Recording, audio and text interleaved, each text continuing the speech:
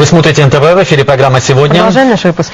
Сегодня в райцентре Мценск Орловской области суд вынес вердикт по делу, перипетии которого готовый сюжет для мелодрамы или сериала. Молодая женщина случайно обнаружила, что почти 2 года воспитывала чужого ребенка, а ее родной сын все это время жил в другой семье в Чечне, где также ни о чем не догадывались. Выяснилось, что мальчиков и их бирки случайно перепутали в роддоме. Теперь биологические родители требуют возмещения морального вреда, а юристы врачей в оправдании говорят, что перепутанные младенцы – это не преступление, а рок судьбы. С подробностями из Мценска Ольга Чернова. Анна Андросова в суд решила идти с младшим сыном. Никите 2 года. Еще 3 месяца назад он жил в другой семье, его считали чеченцем и звали Адланом.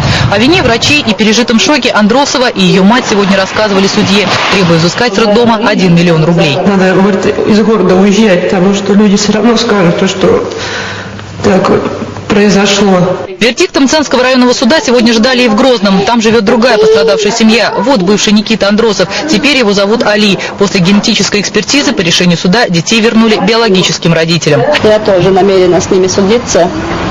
И чтобы этого больше не повторилось, чтобы то, что случилось с нами, больше ни с кем не случилось. Почти 2 года русская и чеченская семьи даже и не подозревали, что воспитывают чужих детей. Тревогу забила Анна Андросова, когда ей на глаза случайно попались роддомовские бирки сына. На одной из них значилась не ее фамилия, а Заремы Тайсумовой. Прокурорская проверка установила, что детей подменила медсестра неумышленно в первый день после их рождения.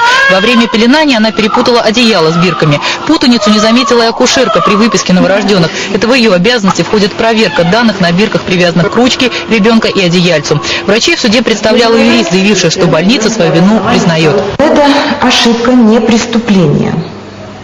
Это рок судьбы, это, возможно, действительно испытание Божье. Главврач ЦРБ на суд не пришел. В телефонном разговоре подчеркнул, что не снимает ответственности и с матерей. Почему они сразу не проверили бирки? По словам юриста, сумма иска слишком огромна для муниципальной больницы. 1 миллион – это 3 месяца, квартал, закупка медикаментов для пациентов. Анна Андросова в суде пояснила, что из-за резкой смены родителей у Никиты месяц продолжалась истерика. Как результат нарушения психики, он плохо спит и часто болеет. Анна стала страдать головной болью и не может забыть случившееся. Старший сын Андросовых не признает родного брата. Суд установил, что медработники виновны, и семье Андросовых причинены серьезные моральные страдания. Однако виновные действия ответчика не повлекли какой-либо невосполнимой утраты, а потому заявленная сумма компенсации является явно завышенной.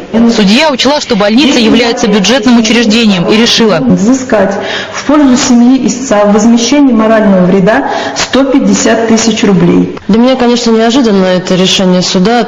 150 тысяч – это действительно мало. Мы хотели уехать из города, чтобы не вспоминать об этом.